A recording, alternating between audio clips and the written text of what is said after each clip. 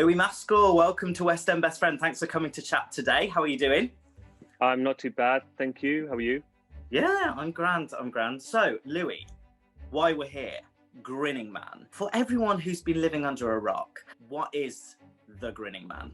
The Grinning Man is a piece that originally we did at the Bristol Old Vic and then transferred into town to the now Trafalgar Theatre, based on a Victor Hugo novel called The Man Who Laughs, all about this sort of disfigured child who is trying to find why he's got this deformity. And yeah, I mean, I think that in a nutshell is what The Grinning Man is all about. What was it like for you to work on a show that's so different? Like, the energy of the show, it's described as like a macabre musical, and it was a brand new piece of like British theatre and something new and exciting, and obviously there's a lot of puppetry and stuff involved in the show itself. I can't even tell you how exhilarating the experience was to be a part of a completely new piece and to be able to stamp some sort of personality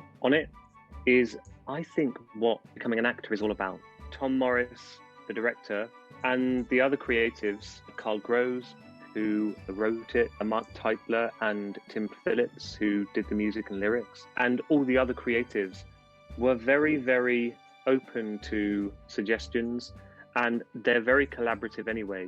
So to be a part of a process where you really feel sort of involved and you don't feel like you're being told what to do and where to go is really thrilling. And on top of that, the piece is quite different to your average musical. And I think that allowed us, and it certainly allowed me, to sort of, I guess, push the boundaries in terms of what one can do to portray certain emotions, and especially with the character that I played, who was dealing with pain on various levels. It was really interesting to explore those elements of his being, because I only had certain parts of my body and my face to work with because I had a mask on. I mean, an incredible experience and a hard one, but so rewarding. The score is so haunting and it's so beautiful, but it's also like, it's not easy. Did you find it a vocal challenge, and how did you get your voice to be able to do the things that you do in this show? I think there are two elements to this answer. I think the first element is that it was such a collaborative affair that it gave me such confidence to feel like I could make mistakes and or reach those notes. And also the second element, the writers, again, it being a collaborative affair, almost kind of in the end wrote for me, because we were constantly sort of developing ideas. And the more we rehearsed, the more we found avenues to go down together. And maybe a third element was just, I think, practice, good technique. And funnily enough, his sort of physical abnormalities sometimes really help in sort of anchoring, because you're constantly sort of bent over. And I know that isn't necessarily something you would look at and go, well, that's going to help. But actually, sometimes engaging your whole body is really beneficial to accessing notes which you never really thought you could do just standing there in front of a panel at an audition. Love that. All a discovery. Every day's a school day. What was it like after you'd done it in Bristol and it was well received? What was it like for it to take off and be embraced in the way that it was? Man, like, I think everyone's, well, it's certainly my dream is and was to be in an original production in the West End, and to actually, it makes me excited now, like, to actually be doing it.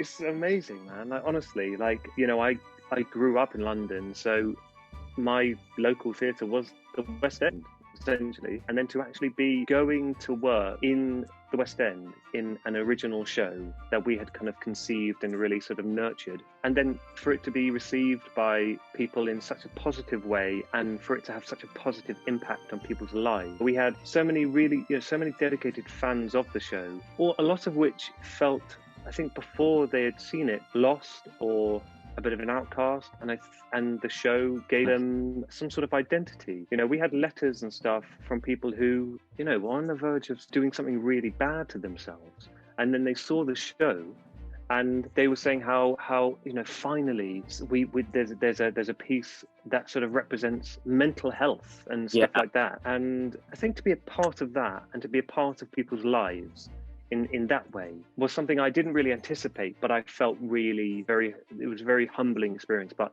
to kind of, again, rewarding time. 2020 has not been easy, especially on our industry. What's it like for you, for it to have already streamed once and now it being available for longer again? What's it like for you as an artist to be able to share this story with more people and get more people knowing about this show that you like helped create and were a part of? It's almost impossible to actually do anything, and so to be able to reach out to more people and to be able to showcase the production, people are wanting to go to the theatre, and of course there's barely any to go to. I'm really chuffed that it's getting a second viewing and for a longer period of time, because we put so much kind of love and hard work into it. Would it be a show that if it got a second outing and you got the opportunity to go back, would you go back in a heartbeat? 100%, yeah. I mean, whether I could do it again, I don't know, but I would love to. Oh no, of course I would, yeah. It's quite taxing on my face, though. Yeah, so what was that like for you? Because I'm assuming you've never done anything like that before on stage. Nothing to that extent. I would say I'm quite a kind of physical actor anyway, so I was used to the physical aspect of it. But in terms of the constraints that the mask gave me was something that I only really got used to and sort of embraced, I would say, during the London run. In Bristol, everything was essentially new and we were all getting used to the show. And so then doing it in London gave me the opportunity to really, I guess, conquer it. But with that, you know, doing it for, I think we did it for 6 months, and doing every show and having that kind of friction, it really does take a toll on your skin, man, honestly. Wasn't a pretty sight.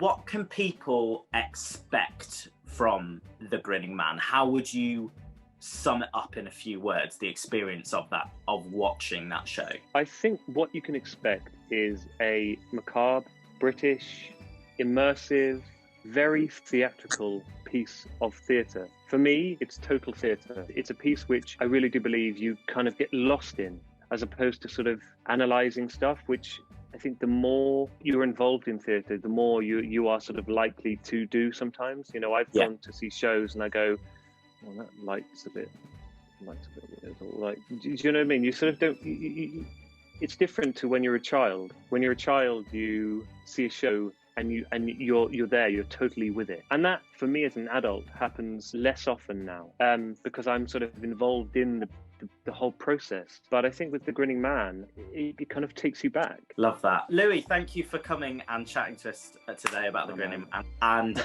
I, for one, can't wait to see it. And I hope that everyone else appreciates the loves it and we see it back in the future. Yeah, man.